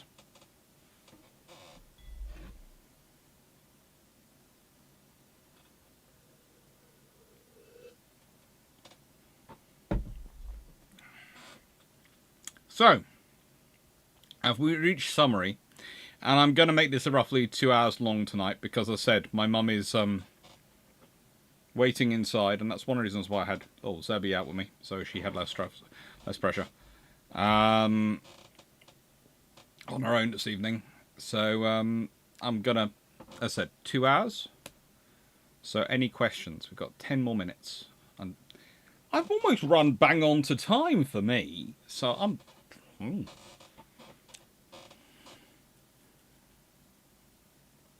That's good. I went for 12 10-inch at 33 knots on 30,000 tons of heavy cruisers.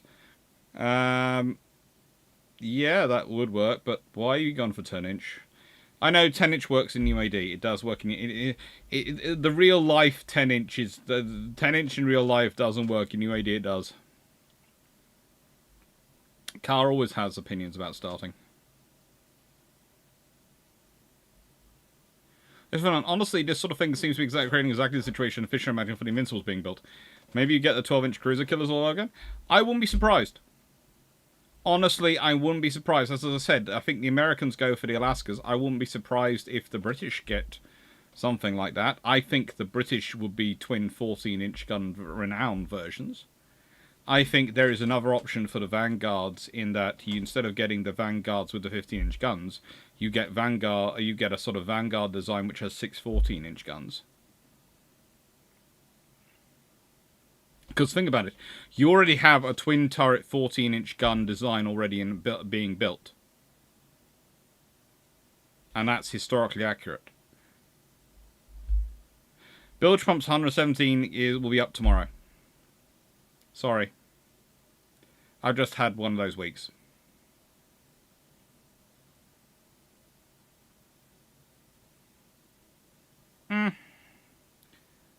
We're on. I would be tempted to check your alternator, but that's just me having had a similar problem on a, well, technically on a Land Rover Defender a few years ago, which we would use, and its alternator would sporadically decide to disconnect itself and then reconnect itself. What support ship would I build for the Royal Navy? Honestly, the Royal Navy in this period would probably be building the same fast oilers they always built, but you know, the same oilers they were planning on building, because the advantage of the Royal Navy is they have lots of bases around the world, so they're going to use the bases to operate from.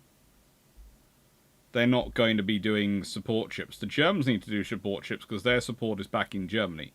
The British have the Falklands. They might have to actually defend their bases more. I could see this leading to a whole rash of defense money being spent in places like Gibraltar, Malta, Falkland Islands, Singapore, probably Ceylon, as it was known then, Sri Lanka today, of course, in terms of putting in defences, just in case surface raiders turn up.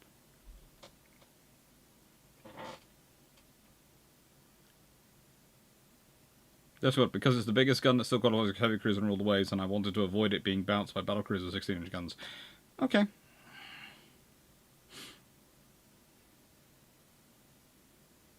I think. Nice to hear. That's a completely off-the-topic question.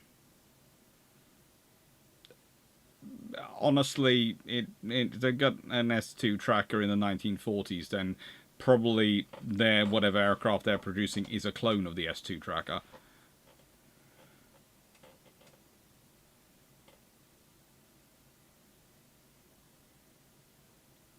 I guess having the historical-ish German Navy, but then having those, just if even they'll be more butterfly-friendly rerun of these are crazy. Well, the thing is, I wasn't planning on it, but also you have to remember, it's one of the things I left the Italian Navy alone, is because in many regards, the Italian Navy and the German Navy are limited not by their own desires or dreams, it's by their own infrastructure. So, unless you're rebuilding the entire German infrastructure and making it the emphasis of construction support, it's not going to change much. We've been, as I've said a few times before, the trouble for the Germans isn't a lack of desire or a lack of engineering capacity, although their ability to produce a standard simple design is frankly absurd, absurdly beyond them. Their problem is their limitations in terms of infrastructure as a result of the Treaty of Versailles and the damage to their navy done after World War I. And that was the British the reason for doing it. The British wiped out the German capacity to build up a large navy quickly. The Germans, in order to build up any kind of large navy, would have to do 20 years of infrastructure spending, let alone construction of the navy and building itself. In other words, would give Britain plenty of time to build a response. And that's the entire reason for the Treaty of Versailles and the way it's structured in the sections that reflect maritime industry and navy by the Royal Navy. So, changing them to diesel power is not going to change that. Changing to diesel engines doesn't suddenly give you more shipyards. It doesn't give you more dry docks. It doesn't give you more infrastructure or more ability to train personnel. It doesn't suddenly change the German Navy from being second or third on in the Reich's order of preferences to being first. It doesn't change Hermann Goering being in charge of the 5-year plans and in charge of naval procurement and the industry supporting it. It doesn't change any of that. So it won't change the German Navy that much. It'll change their power, their range of their ships and the capabilities of their ships. It won't change the Navy that much, though. Whereas the other navies have far more room to change. The British do have more infrastructure. The French have a little bit more infrastructure. The Italians don't need to change. The Japanese and Americans have more infrastructure and will also change. The Americans and British can change the most because they are both massively long. And you said in terms of their long term, in terms of their infrastructure presence. They have got all the stuff they can. Well, the Americans have got lots of space to build new infrastructure. The British have got legacy infrastructure coming out their earlobes. This is the difference in the scenarios. So this is why they can react and rebuild build more.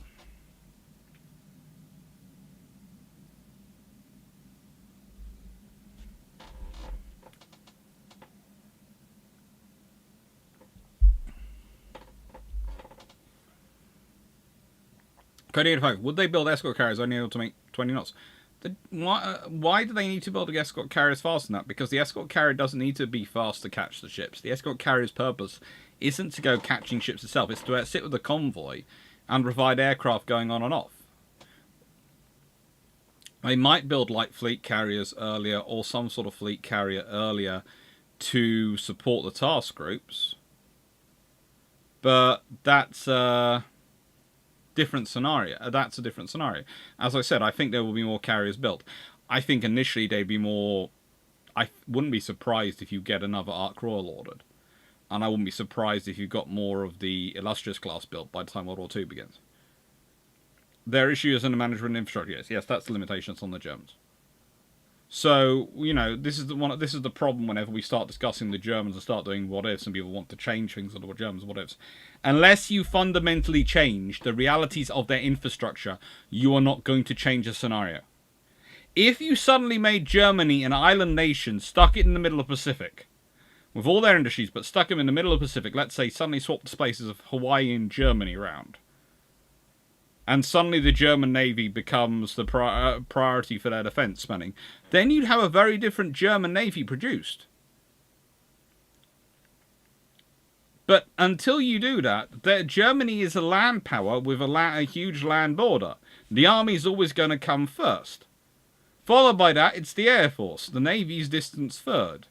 And with all the infrastructure that's been crippled and taken away because of World War I and the Treaty of Versailles, they haven't got much to start off with. So they're limited.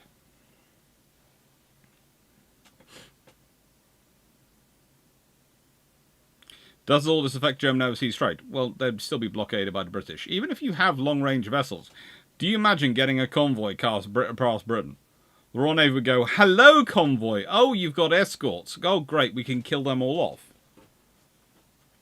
Because, again, the Royal Navy's always going to be bigger. Because the Royal Navy has the infrastructure, and the Royal Navy, Britain is the island, and in this period, that means the Navy. Of course, the British would just copy the S2 design if they got it in the 1940s. Depends when in the 1940s, but in the nicest way, it'd be quite useful in World War II. Just good. Would Germany be able to sustain the refueling requirements of a diesel-powered Navy? For refining output and crude input would seem to be a significant limitation on the utility. Yes and no. One of the scenarios I would go into, and I've mentioned in the Long Patrol version, is that the Germans would put as much investment into their refining capacity as they put into developing their steam and boilers.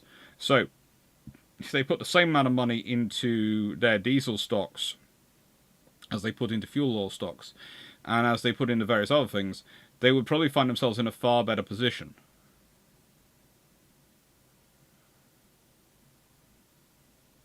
Yeah, I think your battery is toast, Renan.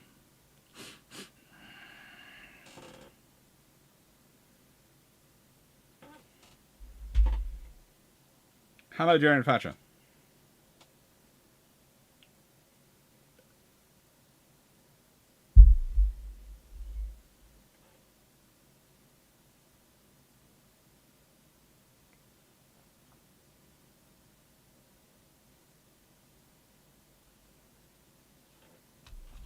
Excuse me.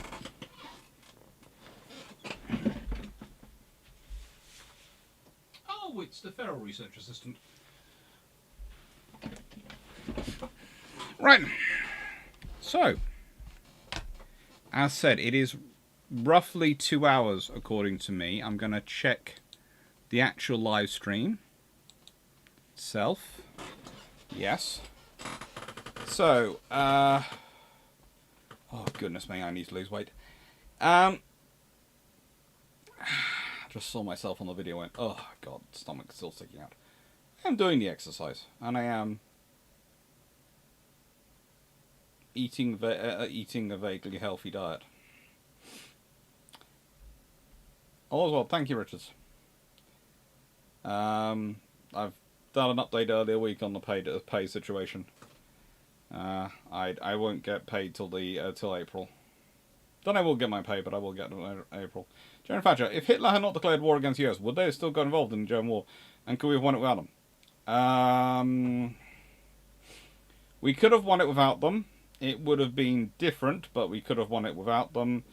And they might not have gotten involved in the war in terms of actual personnel. They probably would have kept supplying us. But it becomes very difficult for the Americans not to get involved in the war if you consider they'd be joint allies with the British fighting the Japanese.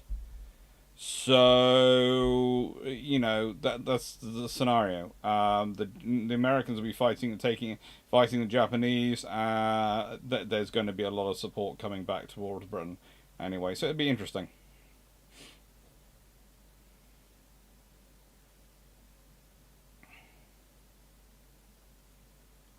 Saka, I'm not cutting out the iron brew. That's literally my only treat. I don't have cake. I don't have biscuits. I don't have chocolate. I don't drink alcohol. I only have iron brew. So I'm not cutting out the iron brew. And I'm limited to 2 cans twice a week. Occasionally I have a 5th can in a week. I don't think 5 cans of iron brew are my problem.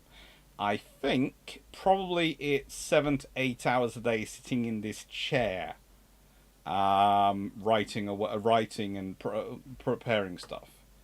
I think that's probably my problem more than the 5 or so the 4 to 5 cans of iron brew a week. Zacko.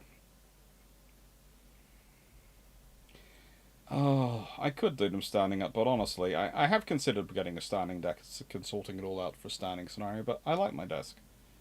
Unlike my seat, I should probably get a standing desk. It would be sensible to get a standing desk.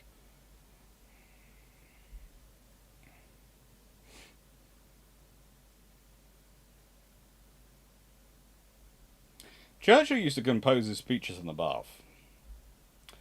I don't think any of you wanted me doing that. It was fun enough response when I did the hot tub historian, and I will be doing more of those at some point this year. And it could be getting far more fun if it's me in the bath.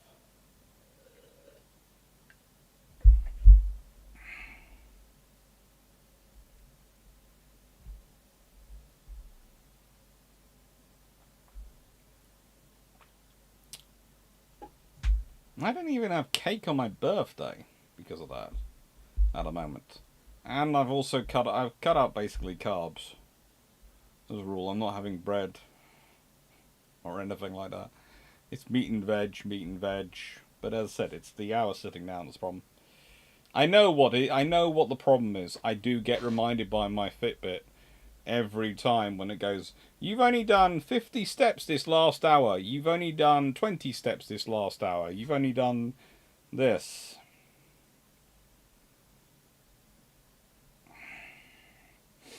So, thank you very much, everyone. Thank you for watching. Hope you enjoyed. This is what we're coming up. It's going to be key ships next week. And then next week there is navigation, and the long patrol for this comes out on Saturday. Thank you to Alwazaski, Richard Orta, thank you Malaga, thank you Derp Squad, Colin Cameron, thank you Night 681. Thank you Richards, thank you Verdun, thank you Bijon, thank you Zacko, thank you Rinon, thank you Karl Von Gazenberg, New RKB 4472, thank you Joss Vonk, thank you Pavatsky, thank you Geriant, thank you HMS Verdun, thank you Cody85, thank you Bijon, Paul Beswick, thank you Colin Cameron, thank you Jermac. It would be interesting. I'm not sure if the Americans would go for diesel Fletchers, but they might go for more diesel. They might go for diesel, but it could be interesting if one does go diesel, how it would affect the others, and whether they would go for diesel. Thank you Thomas Vanderveld. Thank you Peter Dawson, Inns Morrison. Thank you Darius. Thank you Melanie1640. Thank you Mark Harkness. Thank you Paul. Thank you Sean. Thank you, everyone. Hope you enjoyed.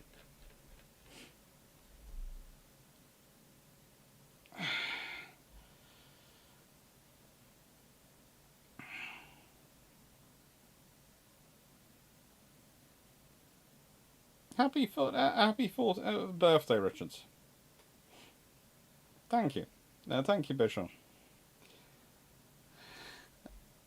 Oh, don't worry. I am used to it, but it's the case of it's the reason I defend the Iron Brew is I know it's bad for me, but I have it in moderation. And it's my only vice, and so I can. Thank you, Wayland. Oh, thank you, Wayland. I was actually recording a video where I talk about you, but don't mention you by name the other day. So yes, you keep watching the videos that are coming out from the product of what we're doing. Thank you for that, and thank you DH89, thank you Tanif, thank you Richard Order, thank you for Atras Ford, thank you everyone, and take care. Toodles.